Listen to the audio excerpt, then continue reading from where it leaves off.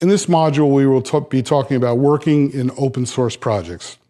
We'll talk about what is required to be successful and give examples of long-lived successful projects. We'll talk about various behavior you should have. You should figure out what itch it is you want to scratch when you begin working on an open source project. You should learn to work and play well with others. Leave your ego at the door. Don't take offense. If somebody's a little bit nasty, don't respond in kind and rely on more senior members of the community to deal with people like that.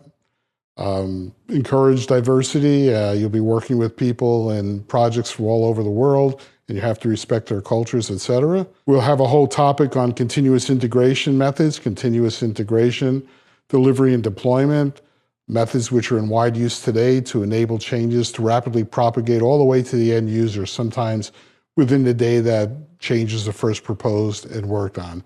And finally, we'll talk about licensing issues. We'll talk about the two main classes of licenses, permissive licenses such as BSD, and more restrictive licenses such as the GPL. And we'll talk about the implications you have when you choose a particular license, what should be important in your choice of a license, and we'll have an exercise where you get to do some work on trying to figure that out.